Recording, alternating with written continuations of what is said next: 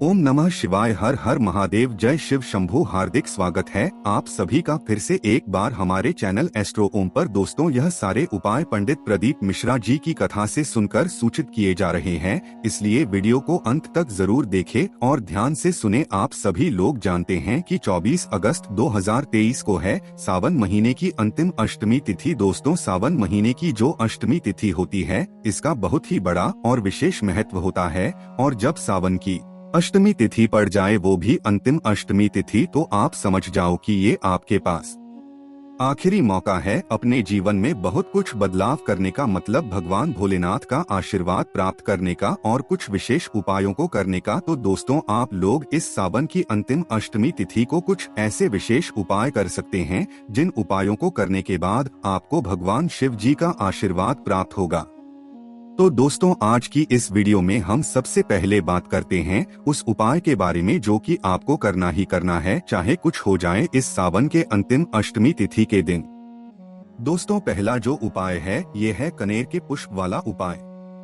दोस्तों, आप कुछ भी करो, कैसे भी करो, पर अष्टमी तिथि को एक कनेर का पुष्प जरूर कहीं से लेकर आओ और एक कनेर के पुष्प के साथ साथ में अपने घर से 2 लोटा जल जरूर लेकर जाओ। प्रातःकाल सुबह सुबह 24 अगस्त को अपने घर से जब आप 2 लोटा जल निकलो, 2 लोटे जल ना भी हो तो भाई 1 लोटा जल हो या एक के ऊपर एक आप कुछ दूसरा पात्र रखकर अपने घर से निकल जाओ। भले ही आपके पास 2 लोटा जल ना हो या 2 लोटे ना हो तो आप लोग 1 लोटा ले सकते हो। एक दूसरा पात्र आप लोग उसी लोटे के ऊपर एक के ऊपर एक रख सकते हो, चाहे वो एक कटोरी ही क्यों ना हो, पर 2 पात्रों में आपको जल लेकर जरूर जाना है। आखिरी आप लोगों के पास अष्टमी तिथि का ये मौका है, तो 2 लोटा जल या 2 पात्रों में जल एक के ऊपर एक आपको घर से रखकर निकलना है। भगवान शिवजी के मंदिर की चौखट पर जैसे ही चढ़ो तो उस समय पर आपके दोनों हाथों में एक एक पात्र होना चाहिए जल का। फिर मंदिर के अंदर प्रवेश करो। मंदिर के अंदर प्रवेश करने के बाद अपने इन दोनों पात्रों से दोनों हाथों से एक साथ एक धारा से भगवान शिवजी पर जल चढ़ाओ। जल चढ़ाने के बाद फिर अपना वह कनेर का पुष्प भगवान शिवजी पर चढ़ाओ। अब आप लोग ये कहते हो कि भाई कनेर का पुष्प पीला होता है, तो पीले कलर का कोई भी फूल हम भगवान शिव जी को चढ़ा देंगे, क्योंकि पीले कलर का तो गेंदे का भी फूल होता है। पर दोस्तों, कनेर के पुष्प को भगवान शिवजी पर चढ़ाने का एक अलग महत्व होता है, इसलिए कनेर का पुष्प आप लोगों को इस दिन जरूर चढ़ाना है।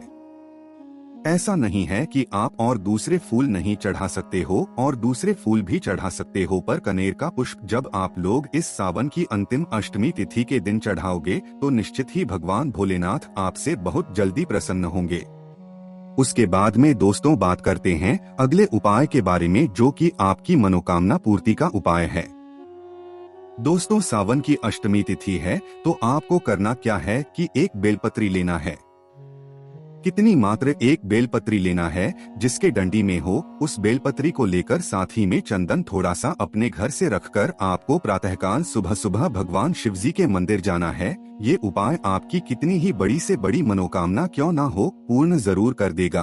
तो आपको करना क्या है, जैसे ही आप भगवान शिवजी के मंदिर पहुँचते हैं, मंदिर पहुँचने के बाद आपको क्या करना है, अपनी पूजन अर्चना करने के बाद शिव जी के पास में आकर बैठ जाना है। बैठने के बाद दोस्तों क्या करना है, ये जो उपाय है ये बेलपत्री पर 108 बिंदी वाला उपाय है, जिससे आपकी किसी भी प्रकार की जो मनोकामना होती है वो पूर्ण होती है। तो करना क्या है, उपाय को आप बहुत ही ध्यान से सुनिए और ठीक है तो देखिए। सबसे पहली चीज जो आप अपने साथ में बेलपत्री लेकर आए हैं, इस बेलपत्री की डंडी होगी। उस बेलपत्री की डंडी में आखिरी में एक छोटा मतलब मोटा मोटा सा भाग होगा, जिसे आप लोग बेलपत्री का गुट कहते हो या डूट कहते हो। तो आपको मात्र करना ये है कि उस बेलपत्री की जो डंडी का डूट होगा या गुट होगा, उसको तोड़ लेना है।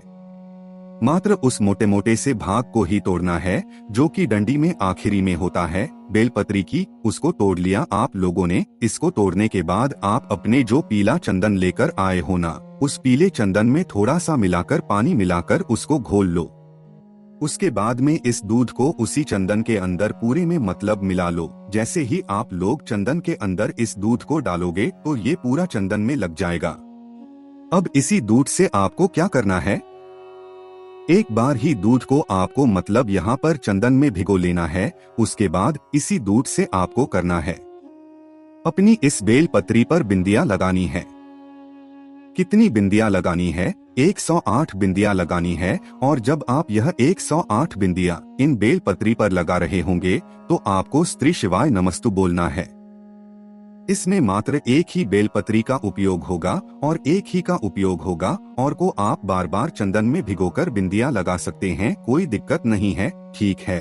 और जो बेलपत्री की तीनों पत्तियां होंगी ना, उन तीनों पत्तियों को मिलाकर 108 बिंदियां लगानी है, ठीक है। ऐसा नहीं कि एक पत्ती पर 108 बिंदी लगानी है, तीनों पत्तियों पर 108 बिंदियां कुल मिलाकर लगानी है। और अगर एक बिंदी के ऊपर एक बिंदी और लग भी जाती है, मतलब एक के ऊपर एक बिंदी भी लग जाती है, तो कोई दिक्कत नहीं है, क्योंकि बेलपत्री में शायद आपको फिर जगह की कमी पड़ जाए तो कोई दिक्कत नहीं है। पर आपको कुल मिलाकर 108 बिंदियां किसी भी तरीके से उन बेलपत्री की तीनों पत्तियों पर जो है जरूर लगाना है। श्री शिवाय नमस्ते। जैसे ही आपकी पूरी 108 बिंदियां लग जाए, उसके बाद आपको दूध को तो साइड में रख देना है। इस बेलपत्र को आपको आंखें बंद करके श्री शिवाय नमस्ते अपनी मनोकामना को अपने मन में स्मरण कर भगवान शिव जी से बोलते हुए आपको इसे समर्पित कर देना है। कहाँ पर?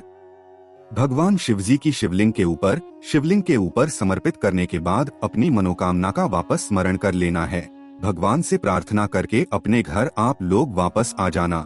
ये बहुत उपाय है, आप करके जरूर देखिएगा। उसके बाद में दोस्तों बात करते हैं अगले उपाय के बारे में, जो कि आपको सावन के अंतिम अष्टमी तिथि के दिन करना है।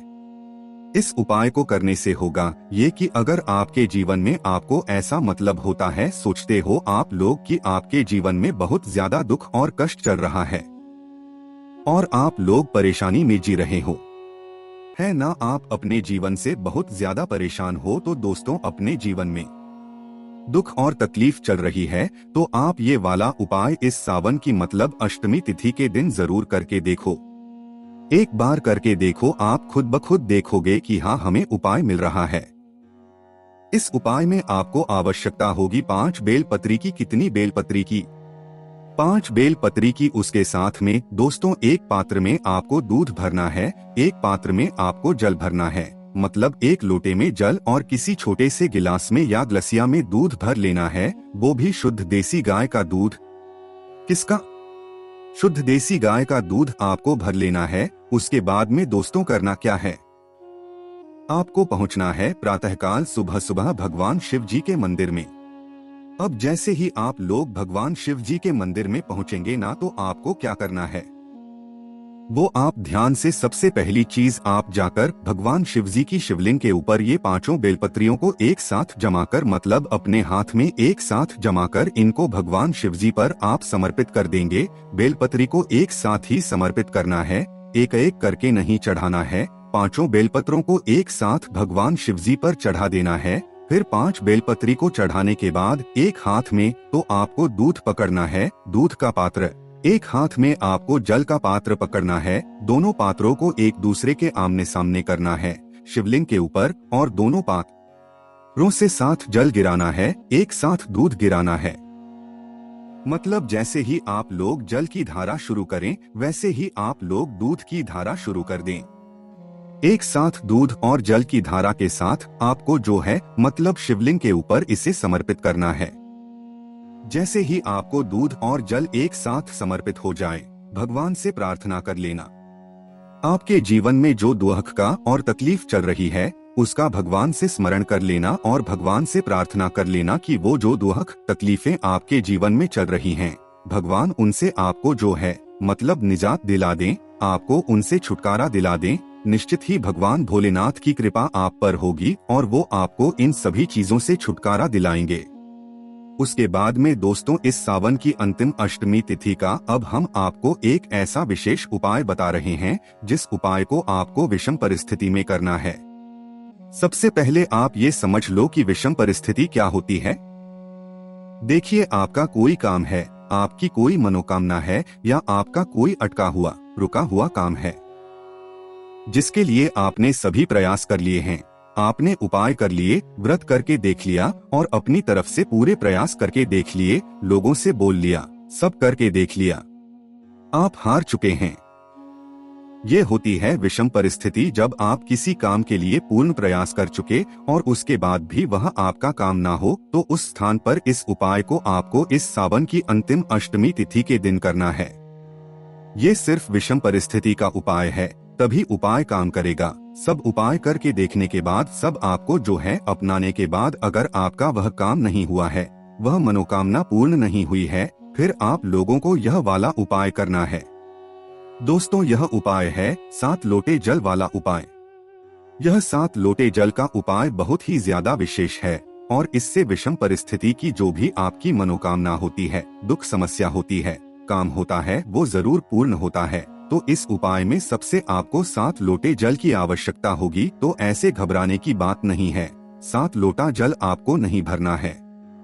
दरअसल एक बाल्टी में किसी पात्र में आपको एक साथ जल भर के अपने घर से लेकर जाना है, जिसके अंदर 7 लोटा जल बन जाए, और अपने साथ एक खाली लोटा लेकर जाना है और भगवान शिवजी के मंदिर आपको पहुंच जाना है। पर 7 लोटे जल के साथ में आपको क्या करना है कि एक बेलपत्री भी लेकर जाना है, मात्र एक बेलपत्री लेकर जाना है। और ये 7 लोटे का जो जल होगा कि आपको किसी भी पात्र में या बाल्टी में भर के लेकर जाना है भगवान शिवजी के मंदिर में। प्रातः काल सुबह सुबह भगवान शिव जी के मंदिर में आप पहुंच गए। मंदिर में पहुंचने के बाद सबसे पहला काम आपका ये रहेगा कि आप जो अपने साथ में एक बेलपत्री लेकर आए हो ना, इस वाली बेलपत्री को आपको क्या करना है कि माता अशोक चुंदरी जी वाले स्थान पर सबसे पहले जाकर समर्पित कर देना है। अब माता अशोक चुनरी का जो स्थान होगा वो जलाधारी के बिल्कुल बीचों बीच होगा। मतलब जलाधारी होती है वहाँ पर बिल्कुल बीचों बीच। उस स्थान पर सबसे पहली बेलपत्र आपको वहाँ पर समर्पित करनी है। एक ही बेलपत्र सुबह में उपयोग होगी, इससे ज्यादा नहीं होगी। तो जब आप है बेलपत्र को माता अशोक सुंदर जी वाले स्थान पर समर्पित करें, तो इस बेलपत्री की डंडी का मुख जलाधारी की तरफ करके रखना है। जहाँ से जल बहता है नीचे गिरता है, ठीक है, उस तरफ करके आपने समर्पित कर दिया। अब समर्पित करने के बाद क्या करना है कि इसी बेलपत्र को कुछ सेकंड्स बाद, जैसे कि 10 या 20 सेकंड्स बाद आपको वापस से उठाना है। कहां से? माता अशोक सुंदर जी वाले स्थान से, और इससे समर्पित कर देना है आप लोगों को। अब कहां पर? शिवलिंग के ऊपर, शिवजी के ऊपर एक ही बेलपत्र रहेगी, जिसको आपको पहले माता अशोक सुंदरी वाले स्थान पर समर्पित करना है। फिर दूसरी बारी में भगवान शिवजी के शिवलिंग के ऊपर समर्पित। पर जब शिवलिंग के ऊपर समर्पित करोगे तो बीच वाली बड़ी पत्ती का मुख आपकी तरफ होना चाहिए और जो डंडी का मुख है वो पीछे की तरफ होना चाहिए। पर जब जलाधारी पर आपने समर्पित किया था तो डंडी का मुख जलाधारी की तरफ था, जहां से जल नीचे करता है। तो इस बात का ध्यान रखना है, शिवलिंग पर समर्पित करो तो बीच वाली बड़ी पत्ती का मुख आपकी तरफ होना चाहिए। उसके बाद में क्या करना है, अपना वह 7 लोटा जल निकाल लेना है। यह वह पात्र जिसके अंदर आपने 7 लोटा जल भरा हुआ है। करना क्या है, शिवलिंग के ऊपर वह बेलपत्री को चढ़े रहने देना है।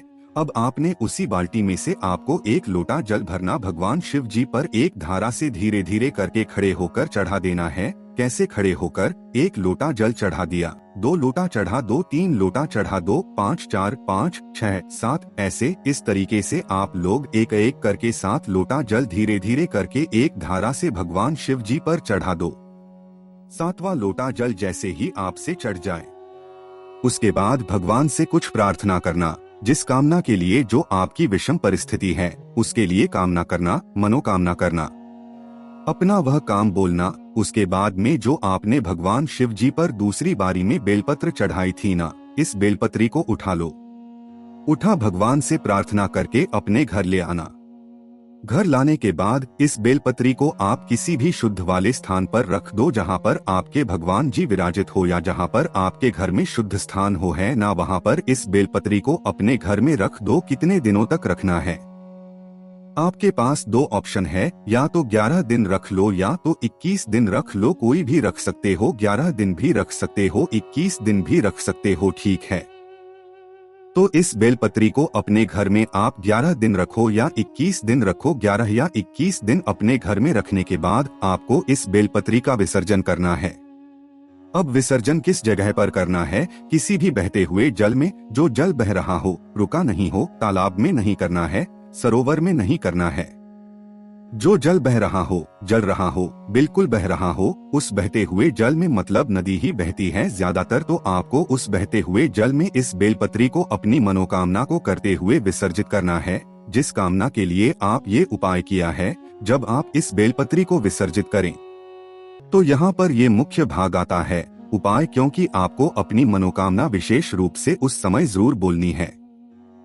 उसके बाद में दोस्तों इस सावन की अंतिम अष्टमी तिथि का एक आखिरी उपाय और है जो कि आप लोग जरूर कर सकते हैं। ये भी आपकी पूर्ति का है, जो कि है 108 सामग्रियों वाला। इस सामग्री में होता ये है कि 108 कोई भी ऐसी सामग्री आपको लेना होता है जो भगवान शिवजी पर समर्पित होती है, जैसे कि चावल के दाने या हरे मूंग के दाने या बेलपत्र या सफेद फूल या गुलाब की पंखुड़ियां या गुलाब के फूल। इस तरीके की जो भी सामग्री है जो भगवान शिव जी पर समर्पित होती है वो आप 108 मात्रा में ले आओ। सबसे आसानी से मिलने वाली जो चीज है वो है चावल के दाने या हरे मूंग के दाने, जो कि आपको आपके घर पे आसानी से मिल जाते हैं, ठीक है। पर ये चावल के दाने जो आप लोग लेते हो ना, इनमें से एक भी दाना टूटा हुआ नहीं होना चाहिए। जो आप 108 दाने इस उपाय में कर रहे हो तो 108 चावल के दाने अपने घर से गिनकर लेकर जाना, या जो आप सामग्री लेकर जा रहे हो वो 108 बिल्कुल अच्छे तरीके से गिनकर लेकर जाना। भगवान शिव जी के मंदिर सुबह या शाम जब आपका मन करे जब पहुंचना। उसके बाद में करना क्या है, ये 108 सामग्री एक साथ भी आप भगवान शिवजी पर चढ़ा सकते हो, पर अगर इस सामग्री को चढ़ाने का आपको विशेष फल चाहिए, अच्छा फल चाहिए, तो आप एक एक करके ये सामग्री भगवान शिवजी पर श्री शिवाय नमस्ते बोलकर चढ़ाओ। हर सामग्री को चढ़ाने के बाद श्री शिवाय नमस्ते, जैसे कि 108 चावल के दाने आप लोग चढ़ा देते हो, हर चावल के दाने चढ़ाने के बाद आप शिवाय नमस्ते बोलना है। और जो आखिरी वाला चावल का दाना होगा या आखिरी वाली जो आपकी सामग्री होगी, उस सामग्री को चढ़ाने के बाद उस सामग्री को चढ़ाते समय आपको भगवान से अपनी मनोकामना भूलनी है, जिसके लिए आप ये उपाय कर रहे हैं। तो दोस्तों ये कुछ विशेष उपाय थे जो कि आपको इस सावन के अंतिम अष्टमी तिथि के दिन जरूर करना है। आपको कोई भी समस्या आती है आप हमसे कमेंट करके पूछ सकते हैं। ओम नमः शिवाय, हर हर महादेव, जय शिव शंभू।